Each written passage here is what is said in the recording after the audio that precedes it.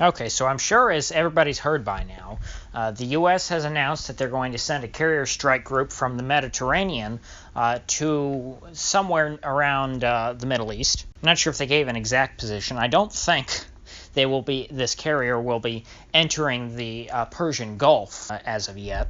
But interestingly enough, this move was announced in a statement from John Bolton, not from the Pentagon, which is unusual considering that normally the Department of Defense would issue press releases on the movements of carrier groups like this, not the National Security Advisor, who doesn't actually have any sort of military command but is simply an advisor to the president.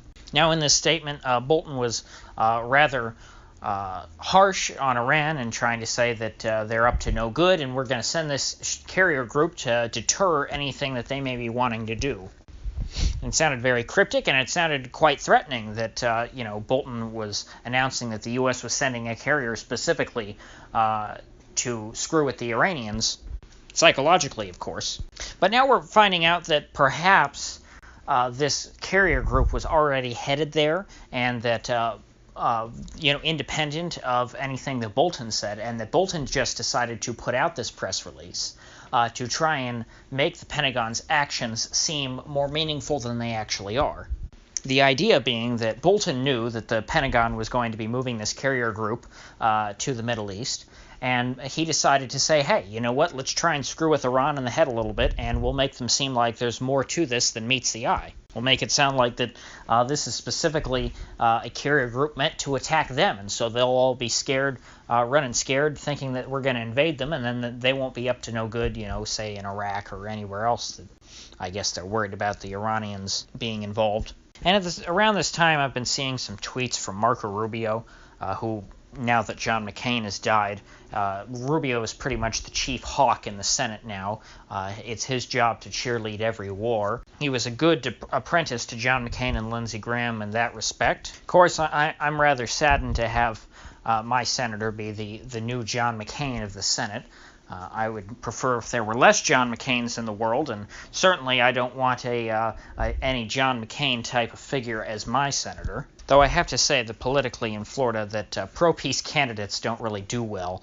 But anyway, it just seems odd to me that they would be specifically concerned about Shiite militias in the year 2019 when there have been Shiite militias that have been somewhat, or to a more or less an extent, affiliated with Iran for as long as Iraq has existed. I mean, the big problem, of course, during the Iraq War were the Sunni militias, Al-Qaeda. Not really the Shiite militias, who most of the time were allied with the U.S., considering that the U.S. was propping up a Shiite government in Baghdad. So somehow I fail to see that the Shiite militias are really the main issue here that this carrier strike group is supposed to meant to deter. Because really, what do the Shiite militias have to do in Iraq? What do they have to gain against the U.S.? The Shiite militias won. They control the country. So if they're worried about threats from Iran, then it's got to be in some other area other than Iraq. Now, something that we found out yesterday, which isn't all that shocking, is that this intelligence that they keep going on about, that supposedly, according to Bolton, prompted this move in the carrier strike group, was not independently sourced, but rather was passed on to U.S. intelligence from Mossad, which, of course, Mossad is the Israeli intelligence service. And this gives us a bit more context. This makes more sense than what they were talking about with the Shiite militias. Because Iran, of course, is somewhat affiliated. Of course, they're strongly affiliated with Hezbollah, but then you have Hamas, which is sort of a Muslim Brotherhood type group, which is not. To call Hamas an Iranian proxy, I think, is going too far because they have different ideologies, and they're very different, of course, in the sense that one of them are, Sunni Arabs, and then you have Shiite Persians. Those are different groups. But they are certainly allied with Iran to the extent that neither of them like Israel. So Iran does help out Hamas in various ways that it can. And some have been musing over the weekend that this recent spat between Hamas and Israel was at the direction of the Iranians, which I find somewhat hard to believe, considering that Hamas has a lot to lose, so I don't see why they would go and stick their necks out and take a punch to the face just because Iran told them to. It's not like Iran is keeping Hamas alive and supplying them with food or anything. I mean, there's plenty of countries that would be willing to send food to Gaza if the Israelis, didn't have such a strong blockade on Gaza. But it would make sense that perhaps Hamas was already planning some sort of offensive like this the next time that the Israelis gunned down a few protesters at the border fence, which of course is what happened on Friday, and perhaps the Iranians decided to back them somewhat militarily and give them weapons and such. And perhaps they are coordinating with Iran so that the Iranians can somehow link up whatever this other threat is to U.S. interests that this intelligence is referring to, that this is somehow connected with the conflict in Gaza over the weekend. Now, I'm still not completely buying this because I can't connect all the dots here. I can't necessarily draw a line from Gaza to whatever this intelligence is, assuming that this intelligence is not total BS, because it very well may be that Mossad sort of cooked up some kind of intelligence to get the U.S. concerned about Iran to deter Hamas. There's so much that could be going on here behind the scenes, and there's so many different players who have various different interests that it's really hard to. You can't take anybody at their word in the intel community, because let's say Israel made something up and said that Iran was going to, I don't know, bomb Bagram Air Base or something. And they fed this fake intelligence to the CIA, who then gave it to the Pentagon, and the Pentagon said, hey, we need to deter them, so we're going to move this carrier strike group up there. Well, if Iran's not doing anything other than, say, helping out Hamas, if they see a carrier strike group moving in to their vicinity with 4 B-52 bombers, which I don't think I've mentioned yet, bombers capable of delivering nuclear payloads, then perhaps the Iranians will settle down, even if they weren't considering doing whatever it is the Israelis told the Americans that they were considering. Iran will kind of settle down and not want to do anything that could be construed as provocative in any way, so they'll cut off support for Hamas. So I would not rule out that possibility. Now, subtly enough, the U.S. Strategic Command tweeted out a video just earlier today, which was sort of a profile of a B-52 bomber and talking about, how much it can carry and what the crew does on a daily basis, which I thought was rather humorous in a very dark and twisted way, considering that they're sending 4 B-52s to Iran. I thought that was a nice little wink at the Iranians, which brings me to the next possibility. Perhaps they're trying to scare Iran with all these provocations into making some sort of a first strike in a mistake out of desperation, thinking that an invasion by the U.S. is inevitable, so they decide to attack somewhere, even though they weren't planning to in the past. They do something to try and knock out part of the U.S.'s operation in the Middle East, starting the war, because they're expecting it.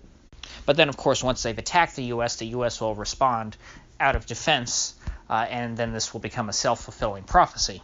The U.S., throughout its history, has been very good at sort of baiting countries that it wants to go to war with into making the first strike, so that every war in U.S. history can pretty much be considered a defensive war, even though the U.S. was the main instigator. World War I is probably a pretty easy example to see.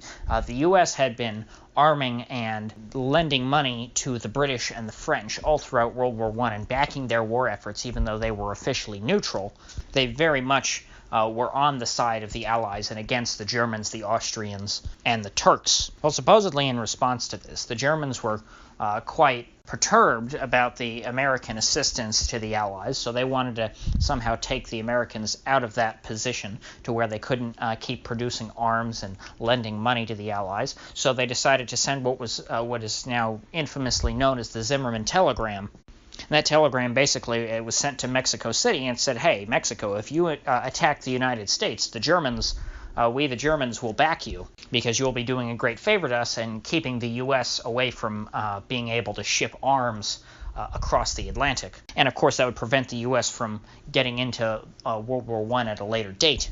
But of course, as we know, that telegram was intercepted, and Woodrow Wilson used that as justification to get involved in World War I and attack the Germans. You could also make the same case about World War II, where FDR embargoed Japan so that they couldn't buy any more American oil, and then they knew that then what the Japanese would have to do would be to invade the Dutch East Indies and take their oil. But of course, in order to invade the Dutch East Indies, they would have to capture the Philippines first. So FDR knew that by embargoing Japan, he would bait the Japanese into attacking the United States and making a first strike, and therefore then he was able to go to war with Japan in defense. And also, most blatantly, I think this happened in 1991 when the U.S. ambassador to Iraq, I can't remember her name, but she had a meeting with Saddam, or some of Saddam's advisors, and he was upset with the Kuwaitis at the time because they were slant drilling into Iraq. And so the Kuwaitis were essentially digging oil wells under the border and stealing Iraqi oil. And so Saddam wanted to deal with that, and so he said, hey, I'm going to try and invade Kuwait and get them to pay me my money and stop doing the slant drilling. And the ambassador to Iraq essentially said, hey, that's business between you guys. We don't get involved in inter-Arab affairs. Essentially, have at it. Go invade Kuwait. Well, then, as soon as Saddam did invade Kuwait, we all know that George H.W. Bush called him Hitler. He said, this is Hitler revisited, and if we don't stand up to Saddam, well, then that we're going to have endless wars from here to Timbuktu, and we got to show him that this despotism shall not be tolerated. We have to liberate the great Kuwaiti monarchy. And so you see, the U.S. can get itself involved in all sorts of wars without ever making the first strike. That may very well be what we're seeing here. Anyway, if you gained anything of value from this video, I'd appreciate you clicking that like button and subscribing. And if you do subscribe, make sure to click the like button, because I do upload every day and I hate to have you miss one. So I'll see you folks back here tomorrow.